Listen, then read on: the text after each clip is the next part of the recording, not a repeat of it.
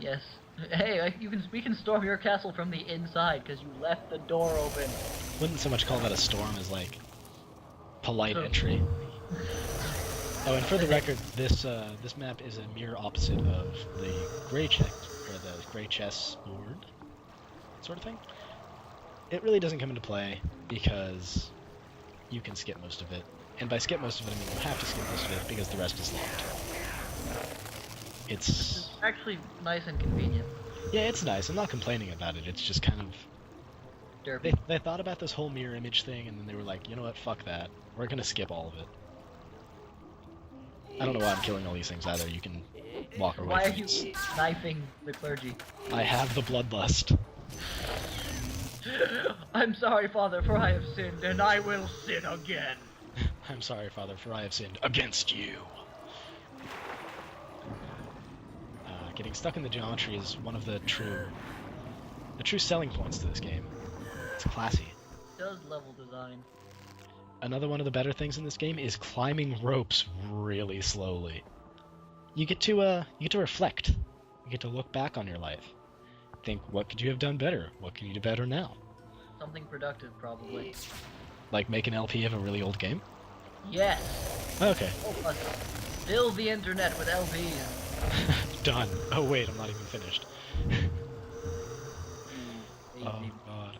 Oh yeah, as far as thread participation goes, you can, if you felt so inclined, search the internet and type in LP camcorder or Let's Play camcorder on YouTube. That's a fun day.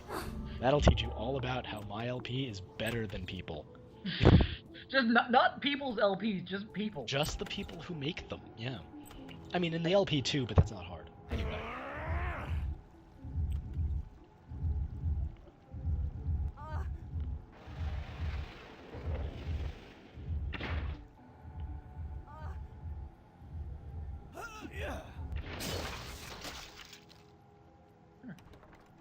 I feel as though they missed a prime opportunity to use the off with her head line from the books, but... Well, I know she's not eating cake anytime soon. Are you referencing French royalty in a British girl's head? Yes. Huh. I hate countries. Seems a bit stigmatic in the end. Stigmatic? Yes. I'm bleeding from my hands? Like Christ? Yes. You are martyring yourself in the eyes of this girl by making references that I would not have caught the first time around. Well, it was just a reference I made. The game didn't actually make it. Well, you're the one who's gonna get crucified. Not again. And I can make that happen. And yes. I need an adult. I need an adult. Not a clergyman. They shoot lasers. They shoot lasers and touch me inappropriately. I like how that looks sort of... Well, the thing is, if you're shooting the ice one, they can't attack. They're stuck. They're always getting attacked. Who programmed this game? The same person who made the ice one ridiculously mana heavy. So, I don't know, it almost makes sense. It almost pays for itself. But that's neither here nor there. Now we get to see the hardest boss in the game. And by that, it is the hardest boss. Yeah, you can't beat this guy. It's freaking impossible. I am waking in my boots. I'm not even wearing boots. My god. And here we have the Red King.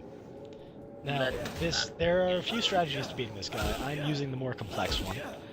I have practiced many days, and I'm gonna say the reason I uploaded this late was because I was stuck on this guy in the end. He was actually meditating under a waterfall for most of that time. Just yeah, it's really, really difficult to play this fight. It takes a lot of time, a lot of strategy, a lot of quick twitch mechanics. Clear mind, lots of focus.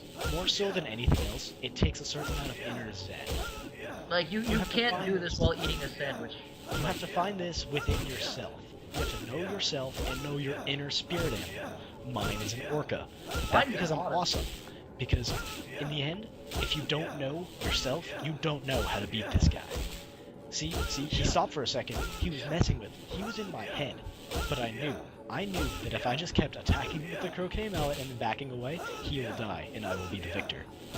Excuse me, now I have to roll some patchouli up in paper and smoke it.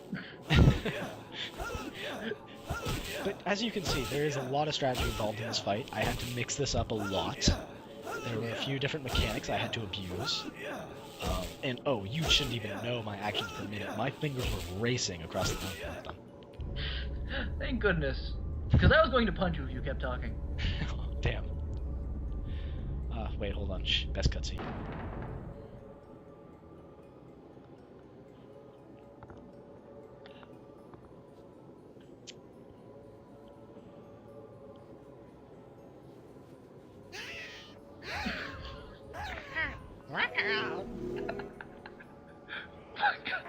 What? Wait, they could just warp in? Why didn't they do that earlier? Why did everyone... Wait.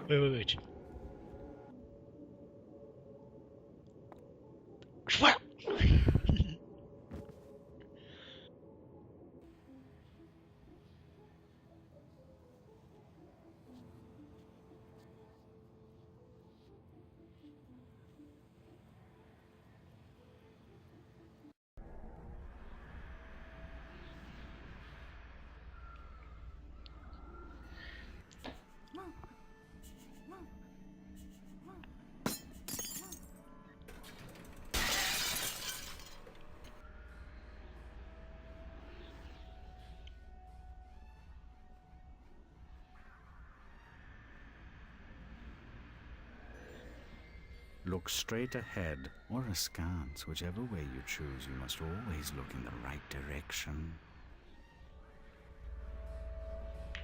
And here we are at Asylum. After getting knocked out by the Mad Hatter, we are apparently teleported here. And this is one of my more, liked areas in the game. The aesthetic here is awesome. It is. I really like what they do with the mirrors, actually. I like that picture too, which is why I kind of glanced at it. I very much like that picture of the Mad Hatter. I think it's a really cool take on the character. I'm not actually sure that that's the Mad Hatter. I hope it is. What? Is that subtle? Oh, and by the way, new enemy, robot dudes. I don't know what the hell they are in the Actually, no, I might.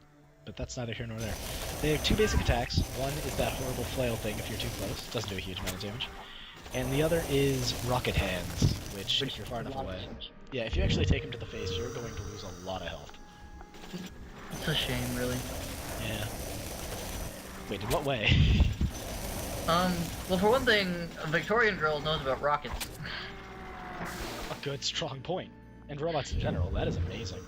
Yeah, she is. She is just technically savvy. She is a brilliant mind in an insane asylum being doped up on laudanum. Well, maybe that's part of the problem. Or part of what she's seeing. Hello, mystery. That was pretty sneaky. Oh, there are two of them. There are two of them! How did I not notice that? Trouble. Now there's a robot. I'm getting combo, except I'm not taking a huge amount of damage because you can't take damage while frozen like that. But the particles can. Apparently. This game is an excellent example of how to do everything right. Exactly. I do like this game, but sometimes the gameplay kind of falls short. Sometimes, a little short. So, you can see here, there's a clock over at the far side of this, and what you normally have to do is platform, because nothing else can reach. But I'm a knife sniper, so I just take it out in one throw. I would really advise you to do that. Yeah, dude, that platforming section is bullshit. There are slope platforms, it's just not a fun day. You're on the Quake 3 engine. Don't do it. Don't even bother. Oh, and for the record, you can skip the next item I'm going to get, and you would be very, very sad if you did. Oh! Jack bomb! Alright. You used the jack bomb, and that is why you use the jack bombs against the boss. Don't use the ice wand, I'm an idiot. Use the jack bombs. So as you can see, that's the door I opened up by breaking that clock. But we aren't going to go there. We're going to go into this broken mirror over here that this robot dude just busted out of like the goddamn Kool-Aid man. And completely whiff with the knife. Victorian Kool-Aid man. Oh yes! Simple game can turn this Oh yes! I dare say. Anyway, these are the new item. This is the new item. The Jacks. There's no moniker for this. It's just the Jacks. I don't know what the hell the Cheshire Cat is talking about when he says don't use these when you're alone. They don't do damage to you. They might hit you. They do so little. It's a joke. But they hit enemies a bunch. So the thing with the jacks is, if you're indoors, they'll bounce off walls and ceilings and things, and repeatedly bounce on whatever enemy you're targeting, or the only enemy you targeted when you threw them. But if you're outdoors, they're gonna go farther and farther away, so they'll do less damage depending on how far away the walls are. And they bounce for around 3 seconds regardless. I don't know why people thought the ball mattered, but it doesn't. People thought the ball mattered? No, it doesn't. Someone did. I read a walkthrough or something. And here we. Yeah, that's why I use the jack so much. Actually. Yeah, I love the jacks. Hey, look, a baby face. That's normal. I'm just gonna try. That's nope, nothing. not incredibly unsettling. So here we are in the asylum proper with clocks, and as we all know, Alice hates clocks. Wait, who puts a clock in an asylum full of moving sharp parts? Well, Alice was wondering the same thing, which is why she just, destroys them. Oh god, and here's a new enemy, the spider, the babyface spiders. If they bite you, they draw a really odd picture of the Cheshire Cat on your screen, and make it all wavy. You move the exact same. There is no difference in movement styles. Just remember where everything is and play as normal. Don't run backwards. I killed myself like that. Don't run backwards. Oh god, everything's green! I ran off a cliff. That... I wish I was there for that. Oh, no you don't. I had to restart from so far away. Oh, here I am trying to use the diabolical dice. Oh, does it work? But look, a little tiny demon. You get a little baby demon. Yep, I rolled ones. Look at the thing, it's going to town. Wait for it. Oh, no, not quite. The other problem is, yeah, if they're below the level 2, they're not very good. They're pretty much useless. The level 2 just will rip up an entire room, though. It's hilarious. So, here's the part of the game that I absolutely despise. Not because, I mean, the platforming is difficult. Don't get me wrong. You'll see why in a second. But, oh yeah, you saw that jump cut? Yeah, that was because I hate this application.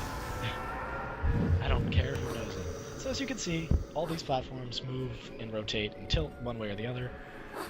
Which wouldn't be so bad if Alice, had any sort of traction. She doesn't. If these things maximize their tilt, you will fall off. Plays like Luigi in Smash.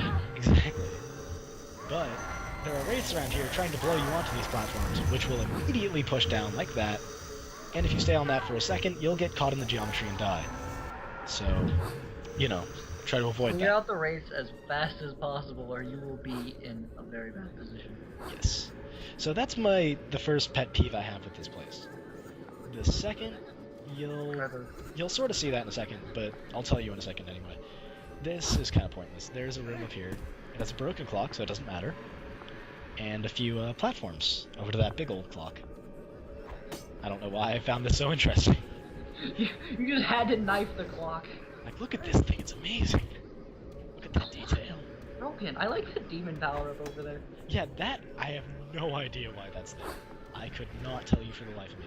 Seems like they just put these in the most useless places on purpose.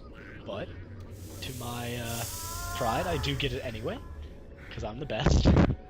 Seems to really dislike that. Yeah, it sounds painful, doesn't it? So you're going to see in a second why I very much dislike this place. Other than me trying to look at all the faces of the clock and show you that there is... I don't know what the symbol is exactly. It's the normal sign for a female, but with horns on it. I don't remember what that is. I'll look it up later. I think it's antimony? No, it's not antimony. Punch me in the face if I say that again. I'm not going to. So that door doesn't open. So you have to go back, right? But why? Nothing has changed in this room. Do you see any difference? No, you do not.